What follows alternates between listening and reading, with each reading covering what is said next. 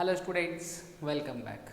So here we are discussing about excretory system of human beings.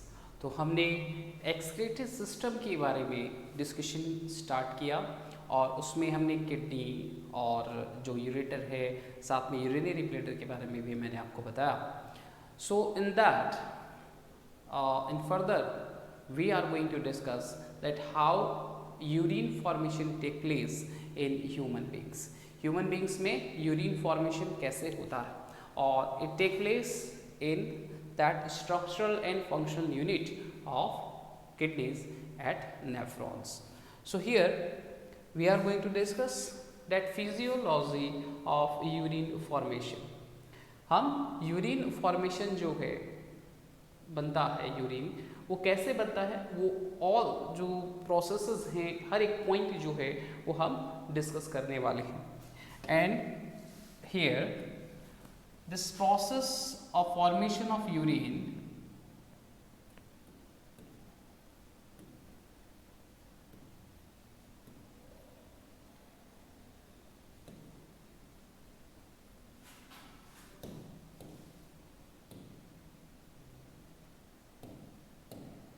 is known as uropoiesis.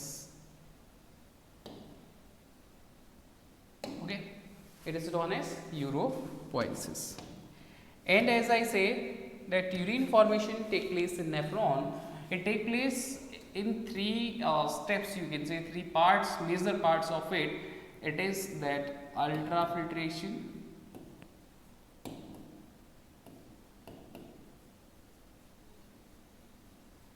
or it is also known as glomerular filtration.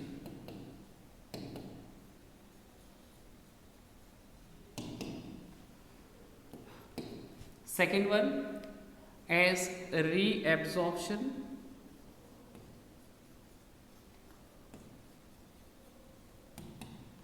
and the third one that granular secretion or tubular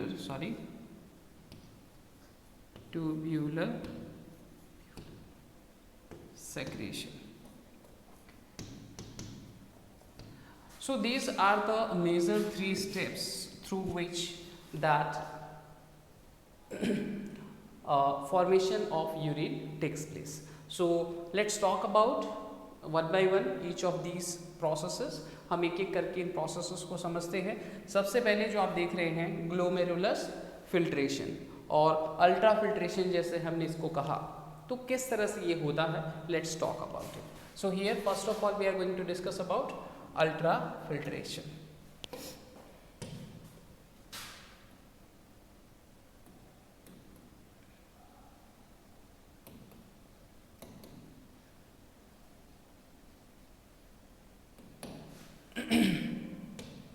देखिए students, यहाँ पे जो ultra filtration होता है, as yesterday we have discussed that Bowman capsule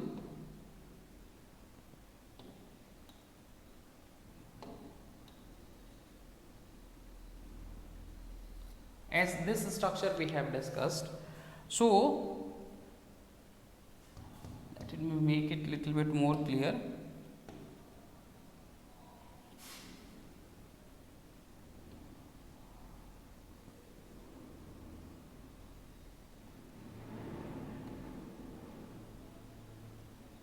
Okay, ultrafiltration take place in that Malpighian body, or as you can say that ये woman capsules.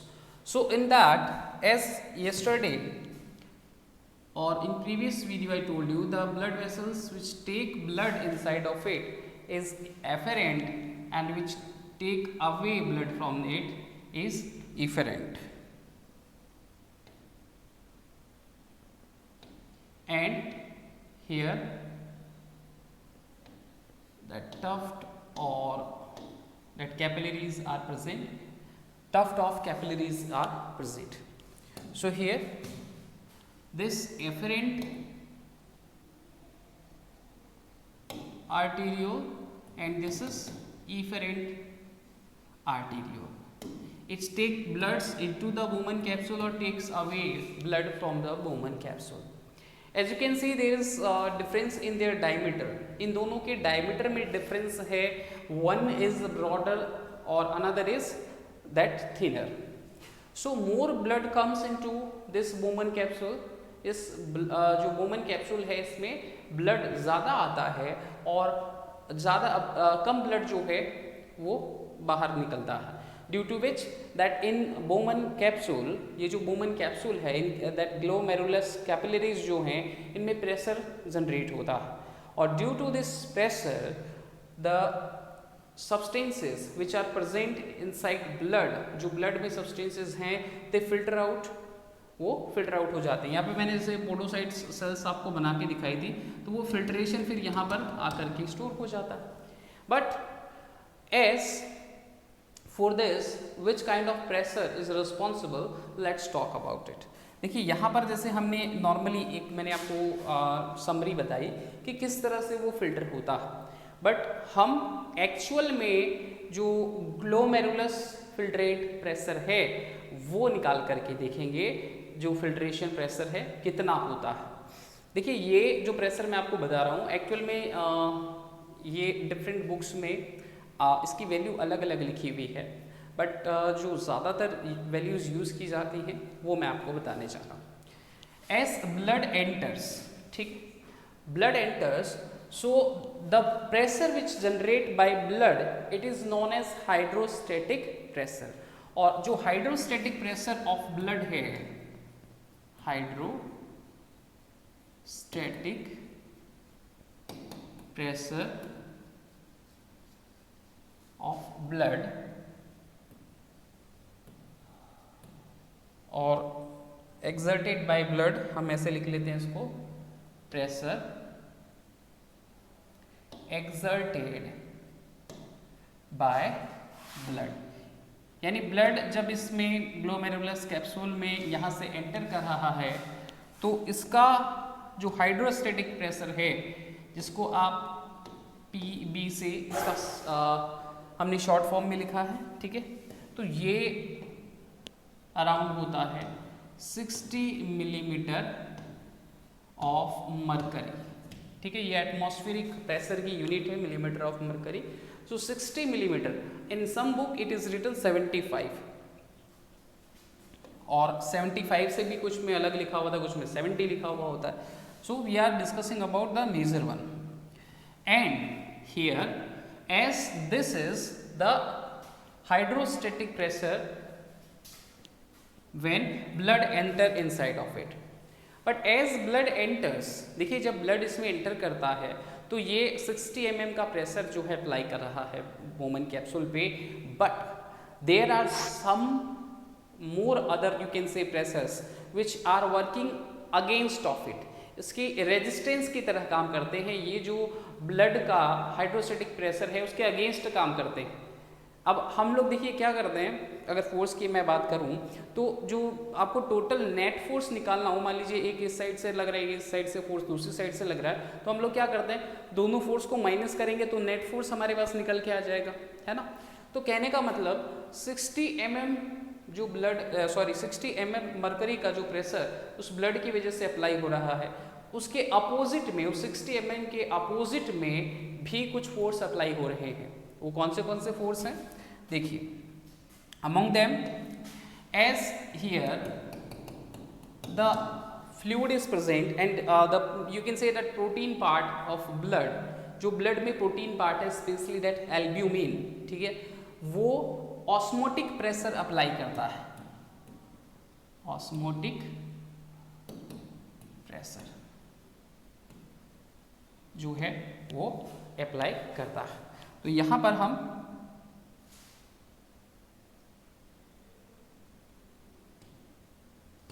इसको write down करते हैं. देखिए ये आप कह सकते हैं रेजिस्टेंस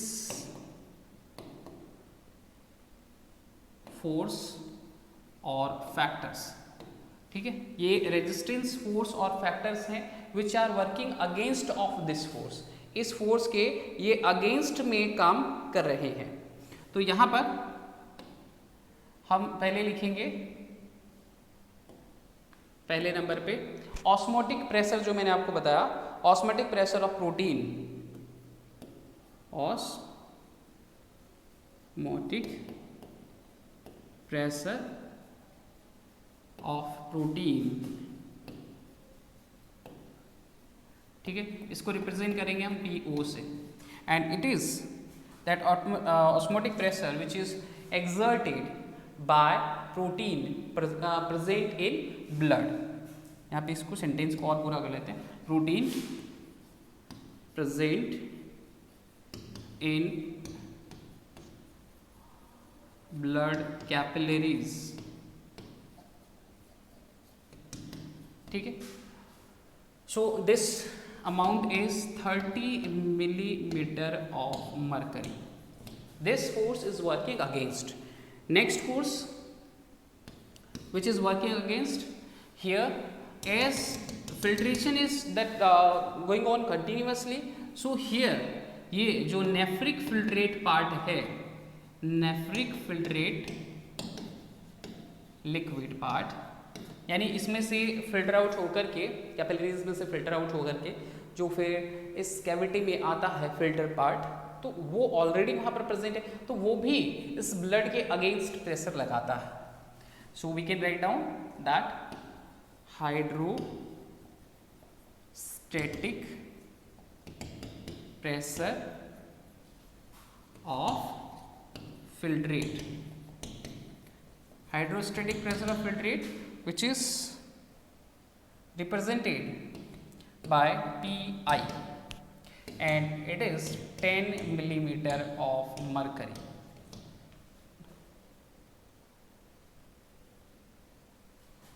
ठीक है। There next one, इसको Pi नहीं सॉरी Pc से रिप्रेजेंट करेंगे, ये C,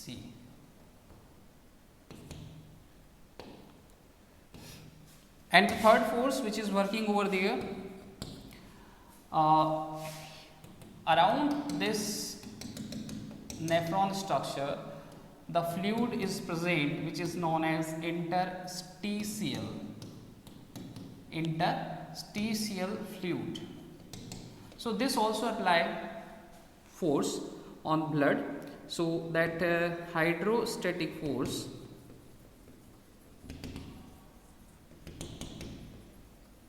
or pressure exerted by interstitial fluid, so it is also 10 millimeter of mercury, ठीक है। ये भी 10 millimeter of mercury है, कहने का मतलब ये 30 mm of mercury, 10 mm of mercury, and this is also 10 mm. These all three forces are working against that pressure applied by blood. जो ब्लड प्रेशर अप्लाई कर रहा है उसके अगेंस्ट ये काम करते हैं। अब आपको नेट फोर्स निकालना है कि जो ग्लोमेरुलस है, ग्लोमेरुलस उसमें नेट फोर्स कितना आ रहा है, जो जिसकी वजह से फिल्ट्रेशन प्रोसेस हो रही है, जो हम अभी डिस्कस कर रहे हैं। पहली वाली अल्ट्रा फिल्ट्रेशन जो प्रोसेस है, वो अल्ट्रा फिल्ट्रेशन की प्रोसेस हो रही है उस नेट फोर्स की वजह से। तो हम यहाँ पर जो है हेडिंग लगाएंगे glomerulus, glomerulus filtrate pressure, GFP। क्या हुआ ये? Glomerulus filtrate pressure. और this pressure how we find out, देखिए ये प्रेशर जो ब्लड अप्लाई कर रहा दैट इज PB, ये रहा, ठीक है, PB plus, sorry not plus, and we will minus those forces which are working against of it. हम इन फोर्सेस को माइनस करेंगे जो इस फोर्स के ब्लड के अगेंस्ट काम कर रही हैं। सो PO विच इज 30, अब ये तीनों प्लस हो जाएंगे, PC 10 प्लस P, इसका PI होगा, ठीक है, I। So these forces, all of these we have plus them as all of them are working against or you can say providing resistance. So here we get 60 ये जो PB है वो 60 है, this is 30 plus 10 plus 10, so total value 60 minus 50 which comes to 10 millimeter of mercury, means to say GFP, glomerulus filtrate pressure on which that filtration process take place, it is 10 millimeter of mercury. देखिए कुछ books, अगर मैं बात करूँ कुछ books में ये value जैसे 75 दिखाई गई है, ये 25 और ये 10 10 ऐसे करके दिखाई गई है। तो जब आप इनको करेंगे तो 35 45 और ये जो वैल्यू है तो 30 है, ये 30 दिखाई गई, 30 40 50, तो 75 माइनस 50, कुछ बुक्स में ये जो एस्मेटिक प्रेशर है वो 25 मिलीमीटर ऑफ मरकरी भी बताया गया है। So it is on the basis of that nephron structure and all, उसमें जो कैपिलरीज हैं इट इज़ अराउंड 50 कैपिलरीज, तो उस पर भी वो डिपेंड करता है how much blood is going in that all. चलिए अब हमने देखा कि फिल्ट्रेशन प्रोसेस हो गई, ठीक है, filtration is completed. So after filtration, that filtration have completed, then which substances comes in that nephric fluid, nephric filtrate। देखिए यहाँ पर जो सब्सटेंस फिल्टर आउट होके आए हैं इस रीजन में, ठीक है, जो सब्सटेंस फिल्टर आउट होके आएंगे उन्हें हम यूरिन नहीं कहेंगे, these are known as nephric filtrate. तो मैंने यहाँ पे ऑलरेडी आप देख रहे हैं नेफ्रिक फिल्ट्रेट लिखा है और इसे प्राइमरी यूरिन भी कह सकते हैं, but it is not, we are calling as completely urine, primary urine, because most of the substances from it are going to be reabsorb, मतलब बहुत सारे सब्सटेंस जो हैं इसमें से रीएब्जॉर्ब कर लिए जाने वाले हैं। रीअब्जॉर्प्शन की प्रोसेस होती है, लेकिन उससे पहले जैसे हम इसमें मेजर सब्सटेंसेस की बात करें तो कौन से सब्सटेंसेस हैं, देखिए अमीनो एसिड्स, ठीक है, amino acids, glucose, that substances which are filtrate out, जो सब्सटेंस फिल्ट्रेट हो जाते हैं ब्लड वेसल्स, जो ब्लड कैपिलरीज हैं उसमें से, ठीक है। तो यहाँ पर आप देखेंगे अमीनो एसिड्स हैं, ग्लूकोज है, वाटर, विटामिन सी और इसके अलावा यूरिया, यूरिक एसिड, और यहाँ पे आपको जो ऐसे सब्सटेंस भी रिलीज आउट होते हैं जो हमारी बॉडी से कंप्लीटली बाहर, आप कह सकते हैं, उनको निकालना जरूरी होता है।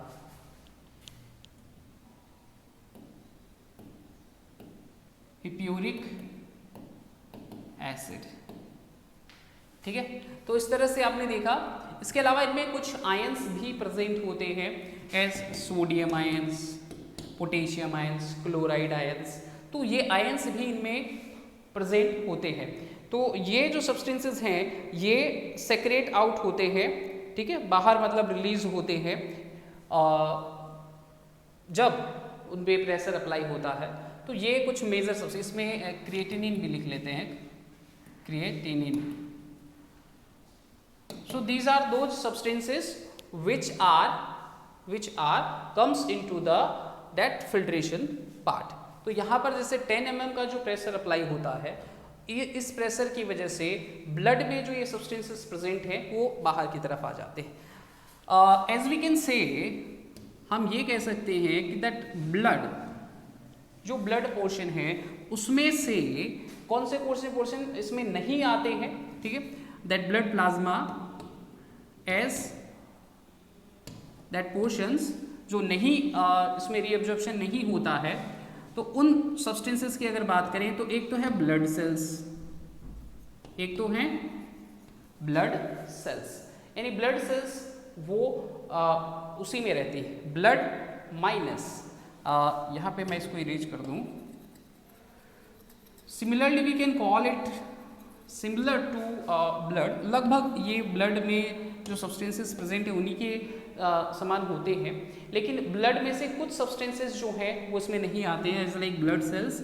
और इसके अलावा प्रोटीन है, specially plasma proteins are over there, carbohydrates, fats, carbohydrate, fats, it remains there. ये सब्सटेंसेस क्या होते हैं, उसी में प्रेजेंट रहते हैं। कहने का मतलब क्या है कि ये ब्लड कैपिलरीज जो हैं वहाँ से फिल्टर होकर के इस पोर्शन में नहीं आते हैं।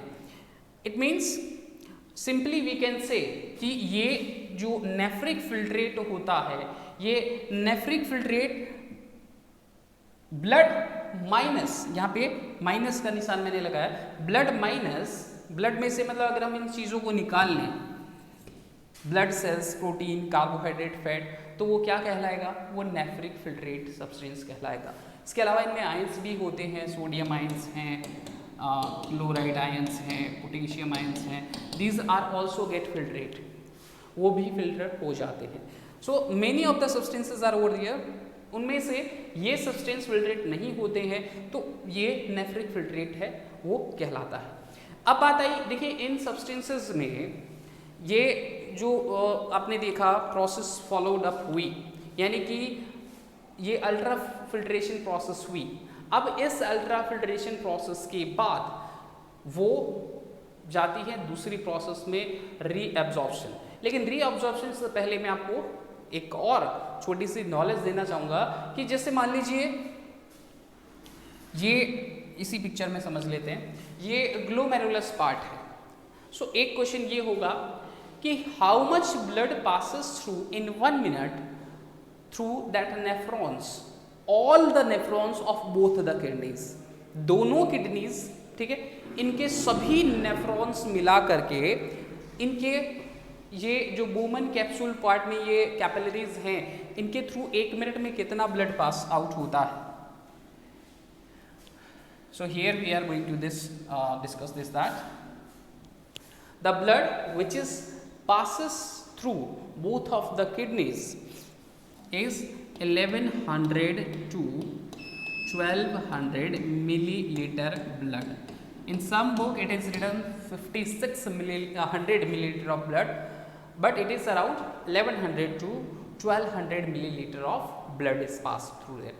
ये तो अमाउंट हुआ जो ब्लड उसमें से पास होता है, तो फिर उसमें से कितना ब्लड जो है वो फिल्टर हो जाता है, यानी ब्लड का कितना पार्ट फिल्टर होता है, तो ग्लोमेरुलस फिल्ट्रेट रेट, ठीक है, ग्लोमेरुलस फिल्ट्रेट रेट, यानी इतना ब्लड अगर उसमें एंटर कर रहा है तो फिल्टर कितना होता है, फिल्टर होता है 125 मिलीलीटर पर मिनट। 1 मिनट में लगभग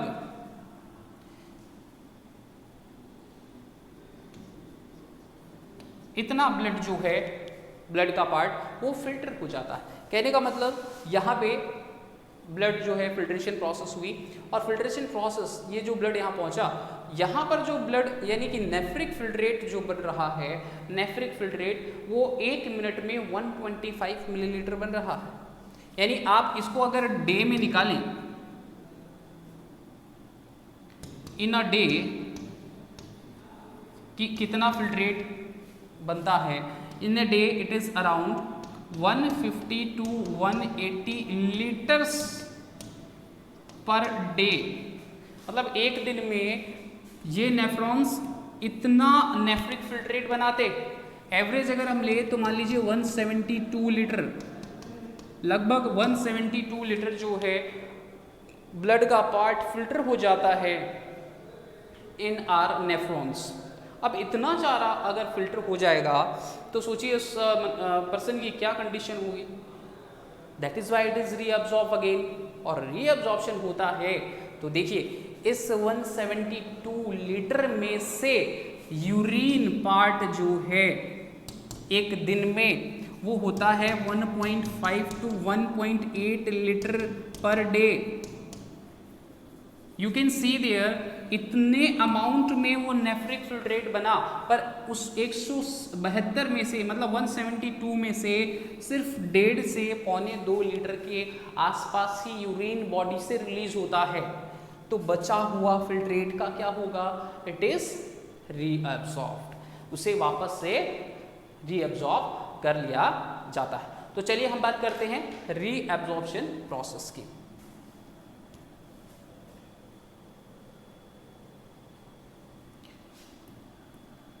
सेकेंड वन, रीअब्सॉर्प्शन।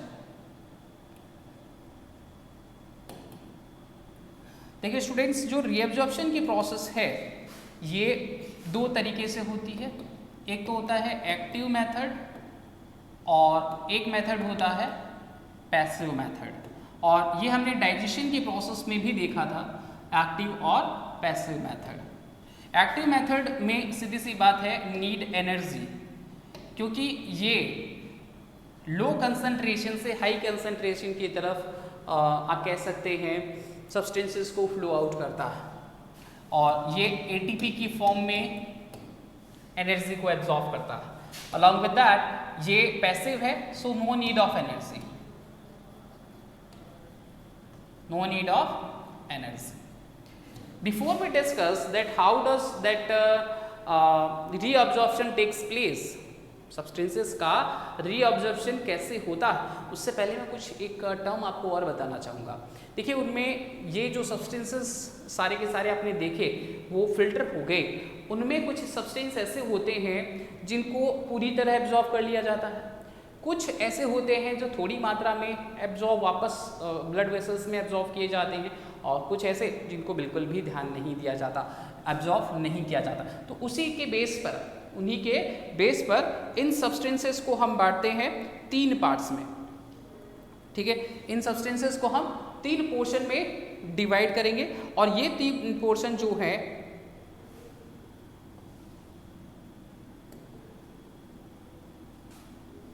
मतलब सब्सटेंसेस जो फिल्टर हो गए हैं। ठीक है, जैसे मैंने आपको ये यहाँ पर सब्सटेंसेस बताए, ये वाले, ये जो सब्सटेंसेस हैं इनको 3 कैटेगरीज में बांटा जाता है, ताकि आपको वो चीज़ क्लियर हो जाए। देखिए यहाँ पर इनको 3 कैटेगरीज में बांटेंगे, हाई थ्रेशोल्ड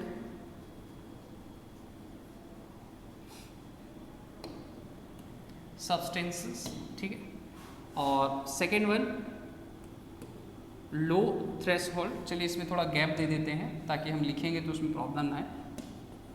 लो थ्रेशोल्ड सब्सटेंसेस, और तीसरा है नॉट ये सब्सटेंसेस जो हैं बिल्कुल भी मतलब एब्जॉर्ब नहीं किए जा सकते या नहीं किए जाते। तो देखिए यहाँ हम अगर बात करें high threshold means they are completely absorbed, reabsorb, completely reabsorb और ऑलमोस्ट रीएब्जॉर्ब्ड, मतलब पूरी तरह से या थोड़ा बहुत पोर्शन इसका आप कह सकते हैं रह जाता है। और अगर हम कंप्लीट रीअब्जॉर्ब की बात करते हैं तो यहाँ जो कंप्लीट रीअब्जॉर्ब होता है इज देयर ग्लूकोज। ठीक है, ग्लूकोज जो है वो कंप्लीटली रीअब्जॉर्ब कर लिए जाते हैं। अमीनो एसिड्स, ठीक है, ग्लूकोज और अमीनो एसिड्स आपने देखा ये कंप्लीटली रीअब्जॉर्ब कर लिए जाते हैं। उसके बाद आते हैं लो थ्रेशोल्ड सब्सटेंसेस में, यानी एब्जॉर्ब बैक या रीअब्जॉर्ब इन लेस अमाउंट, इनको कुछ मात्रा में आप कहेंगे रीअब्जॉर्ब किया जाता है। तो ये आ जाएंगे आपके जैसे यूरिया और यूरिक एसिड। ठीक है, इसी तरह से कुछ सब्सटेंस ऐसे होते हैं not at all absorbed, not at all absorb,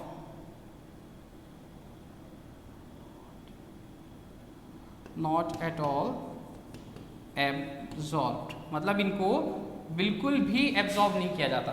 तो यहाँ पे देखिए मैंने वैसे पहले ही कैटेगरी बना दी थी, आप अगर देखेंगे ध्यान से तो यहाँ हमने सभी सब्सटेंसेस को अलग अलग लिखा था।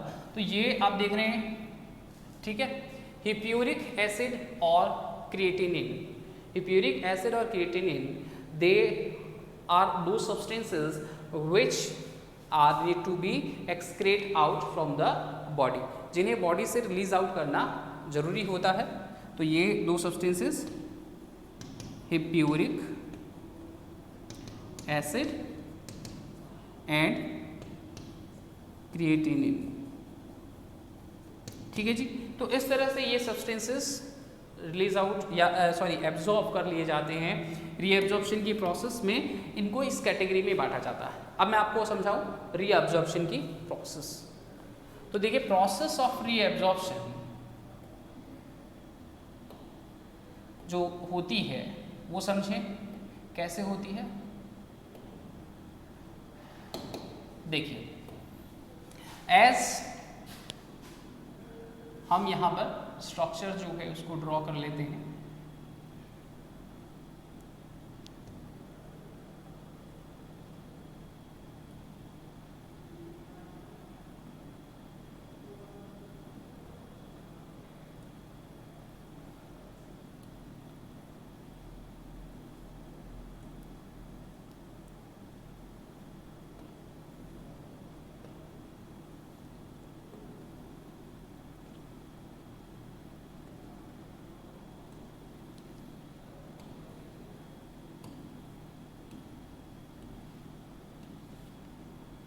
Okay, so if you remember this structure, so यहाँ पर हमने इसको नाम दिया बोमेन कैप्सूल।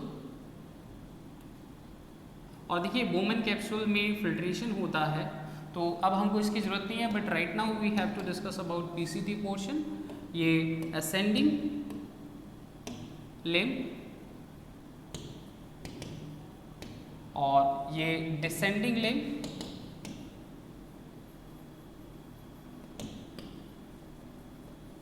ठीक है, और इसके बाद ये कलेक्टिंग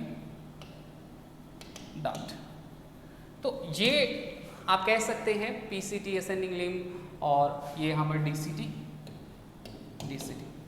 तो इनमें जो रीअब्जॉर्प्शन होता है उसको डिस्कस करते हैं।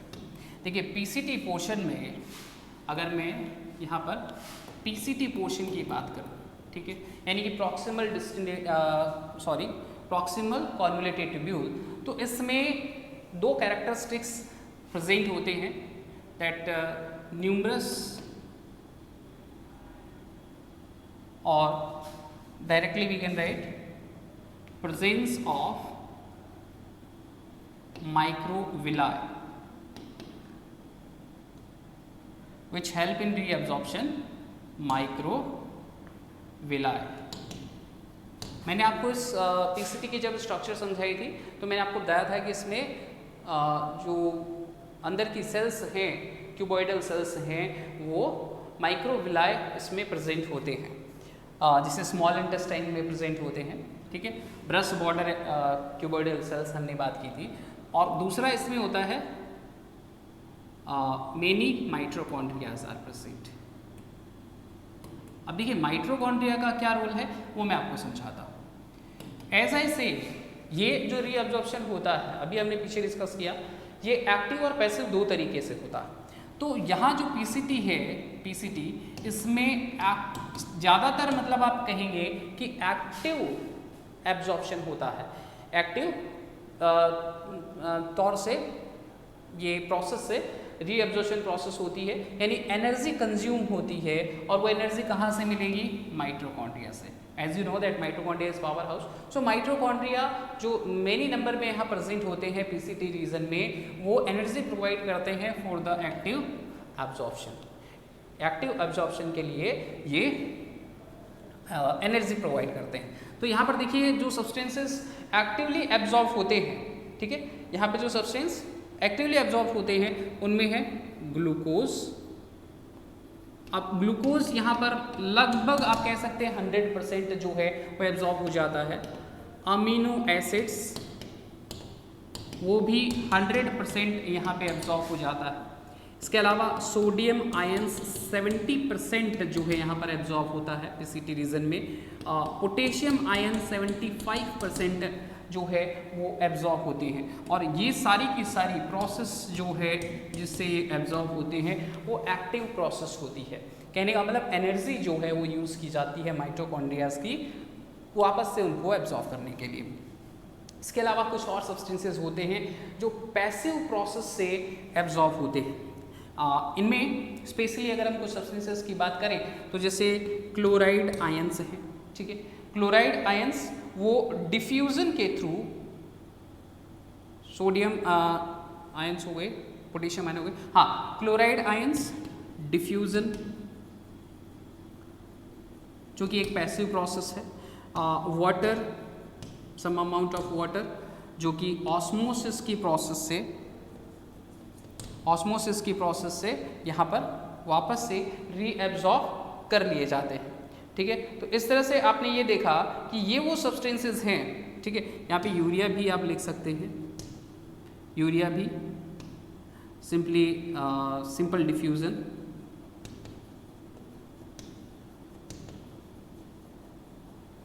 की प्रोसेस से ये रीअब्जॉर्ब कर लिया जाता है। और ये सारी की सारी प्रोसेस जो हैं वो पैसिव प्रोसेस होती है। तो ये देखिए आपने क्या देखा, as in this PCT region number of mitochondria and these microvilli are present, they help in that absorption process. So glucose, amino acids, sodium and potassium percentage मैंने आपको बताया, ग्लूकोज और amino acids these are very helpful for our body।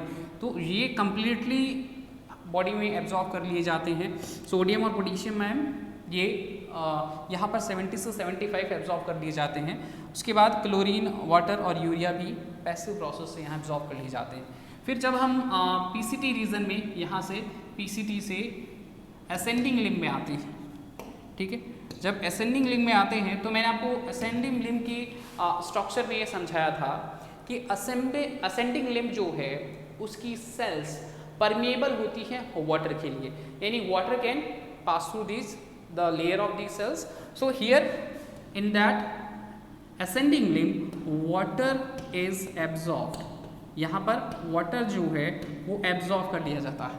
और जब water absorb कर लेगा तो वो जो सॉल्यूशन है वो हाइपरटोनिक हो जाएगा, यानी कि वाटर का अमाउंट उसमें कम हो जाएगा। यहाँ पर पीसीटी में जो होता है वो सॉल्यूशन आइसोटोनिक होता है, ठीक है। यहाँ वाटर एब्जॉर्ब कर लिया जाता है क्योंकि असेंडिंग लिम्ब्स जो हैं वो परमिएबल होती हैं, किसके लिए, वाटर के लिए, और आयंस के लिए नहीं होती हैं। इसी तरह से आप यहाँ पे देखोगे डिसेंडिंग लिम्ब में ये मैंने बताया था कि वाटर के लिए तो नॉन परमिएबल है, लेकिन जो आयंस हैं sodium ions, potassium ion, bicarbonate ions, उनके लिए ये परमिएबल होता है। So it absorb that substances from the tubule. इस ट्यूब से यहाँ से सब्सटेंस फिर से ब्लड वेसल्स में एब्जॉर्ब कर लिए जाते हैं। तो ये एब्जॉर्प्शन हो गया वापस से इन सब्सटेंसेस का, आयंस का स्पेशली। और ये जब एब्जॉर्ब हो जाएंगे तो यहाँ पर देखिए वाटर एब्जॉर्ब नहीं हो रहा है, तो ये सॉल्यूशन फिर से क्या बन जाएगा, यहाँ डीसीटी में आइसोटोनिक सॉल्यूशन जो है वो बन जाता है। और फिर पीसीटी में भी आयंस का ही एब्जॉर्प्शन होता है। तो जो आयंस हैं पोटेशियम आयंस हैं, क्लोराइड आयंस हैं, बाइकार्बोनेट आयंस हैं, इन आयंस का एब्जॉर्प्शन हो जाता है। तो बचे हुए जो जितने भी आयन हैं, ठीक है, एक्सेस अमाउंट में आयंस हैं, उनका एब्जॉर्प्शन यहाँ हो जाता है। अलॉन्ग विद दैट ये आप कलेक्टिंग डक्ट देख रहे हैं। So in collecting duct water is reabsorb. Collecting duct में वाटर जो है उसको रीएब्सॉर्ब कर लिया जाता है, एक्सेस अमाउंट में जो वाटर है उसको रीएब्सॉर्ब कर लिया जाता है। So here what you have seen, आपने ये देखा कि ये सब्सटेंसेस जो हमने देखा 100% एब्जॉर्ब होते हैं। तो एक चीज़ और मैं आपको यहाँ पर बताना चाहूँगा, तो ये जो ग्लूकोज है, ठीक है, अगर मैं ये कहूँ कि इसमें से ब्लड वेसल्स में से पीसीटी पोर्शन में जितना भी शुगर आया वो 100% एब्जॉर्ब हो गया, तो क्या जो डायबिटीज़ वाले पर्सन हैं, जिनको डायबिटीज़ होती है, उनके यूरिन में शुगर जो है आइडेंटिफाई होगा, शुगर की मात्रा को पहचाना जा सकेगा क्या? पीसीटी में एज वी से 100% एब्जॉर्ब हो गया, मतलब पीसीटी में मान लीजिए और बाकी ट्यूबुलर पार्ट में वो अंडर 100% एब्जॉर्ब हो जाता है, तो फिर क्या शुगर की मात्रा को पहचाना जा सकता है? नहीं ना। तो एब्जॉर्ब करने की भी एक लिमिट होती है, ठीक है, एब्जॉर्ब करने की भी एक लिमिट होती है, और उस लिमिट के बाद वो सब्सटेंस एब्जॉर्ब नहीं किए जाते हैं, चाहे वो कोई भी सब्सटेंस हो। तो अगर ग्लूकोज की बात करें तो ये लगभग होता है 180 मिलीग्राम पर 100 ml ऑफ नेफ्रिक फिल्ट्रेट, ठीक है, यानी 180 मिलीग्राम जो शुगर है वो लगभग एब्जॉर्ब कर लिया जाता है, ठीक है। उसके बाद अगर ज़्यादा अमाउंट उसमें आता है, ठीक है, उसके बाद अगर और भी ज़्यादा शुगर उसमें प्रेजेंट है तो वो एब्जॉर्ब नहीं किया जाएगा, which can be detected.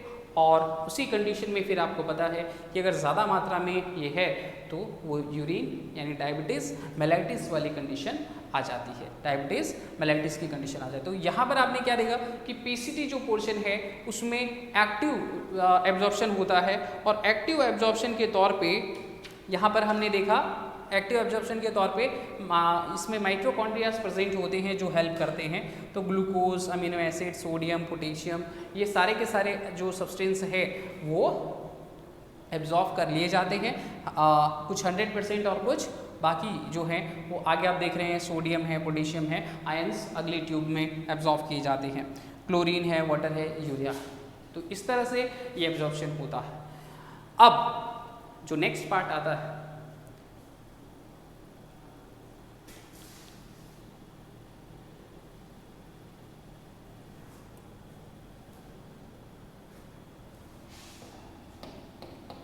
Tubular secretion.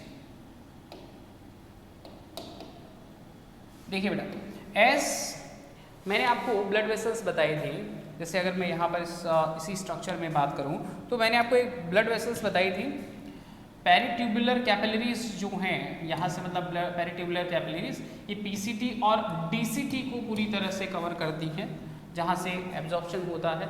तो ये जो ब्लड वेसल्स यहाँ प्रेजेंट है, ठीक है, ये ब्लड वेसल्स यहाँ पीसीटी और डीसीटी को कवर कर रही हैं। ये नीचे मेडुला रीजन में हेनले लूप है, तो उसमें हमने ब्लड वेसल्स को दूसरा नाम दिया था, लेकिन यहाँ हम अभी पीसीटी और डीसीटी में जो ब्लड वेसल्स प्रेजेंट हैं पेरिट्यूबुलर कैपिलरीज, वो पेरिट्यूबुलर कैपिलरीज देखिए उनमें कुछ ऐसे वेस्ट सब्सटेंसेस प्रेजेंट हैं, पेरिट्यूबुलर कैपिलरीज में ऐसे वेस्ट सब्सटेंस प्रेजेंट हैं जिनको ब्लड वेसल्स में से उस ट्यूब में एब्जॉर्ब करना ज़रूरी होता है। तो पीसीटी की जो सेल्स हैं, पीसीटी और डीसीटी, स्पेशली डीसीटी आप बोलेंगे डिस्टल कॉन्वोल्यूट ट्यूब्यूल, स्पेशली वो डीसीटी, पीसीटी भी इसमें रोल करता है।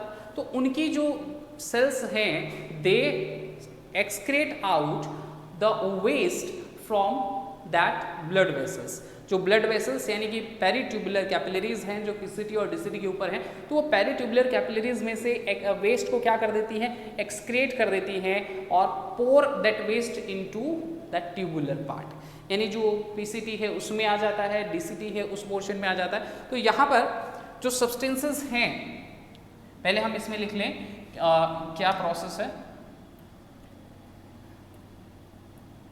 The process by which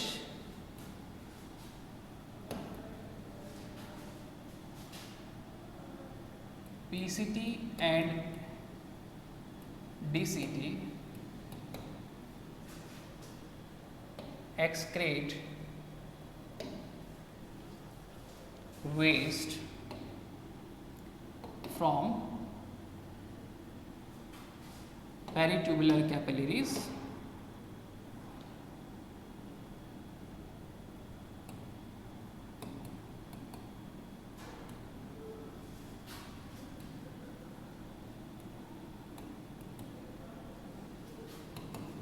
and pour it into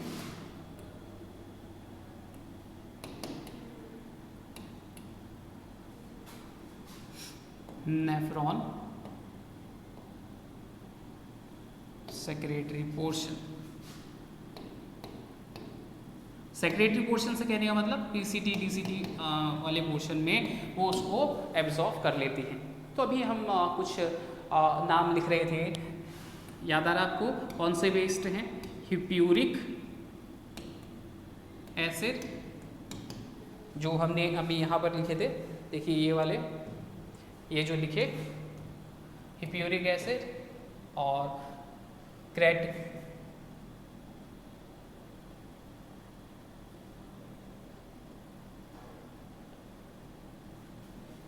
यहाँ पे कहाँ चला गया वो पेज? हाँ, हिप्यूरिक एसिड और क्रिएटिनिन। अब देखिए एक्सेस में कुछ आयंस भी प्रेजेंट होते हैं, उनको भी एब्जॉर्ब कर लेते हैं।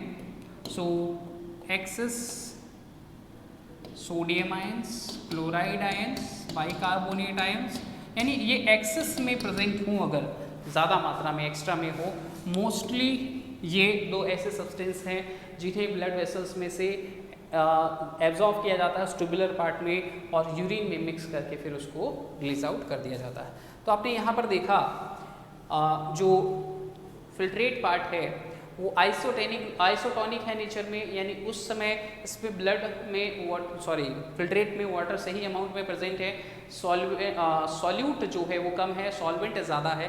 फिर यहाँ वाटर का ऑब्जॉर्प्शन हो जाता है असेंडिंग लिंब में, एब्जॉर्प्शन होने की वजह से वो हाइपरटोनिक हो जाता है। फिर यहाँ आयंस का एब्जॉर्प्शन होता है तो फिर से वो आइसोटोनिक हो जाता है और फिर यहाँ वाटर का एब्जॉर्प्शन होता है। तो जो यूरिन है, यानी आप कह सकते हैं वाटर का लगभग 95% जो है वाटर ये कलेक्टिंग डक्ट में एब्जॉर्ब किया जाता है। तो मेन फंक्शन कलेक्टिंग डक्ट का वाटर को एब्जॉर्ब करना है। फिर ये कलेक्टिंग डक्ट पेल्विस रीजन में खुलती है और पेल्विस रीजन आपको पता ही है यूरेटर में ओपन होता है। So in this manner let urine process take place. Okay, thank you.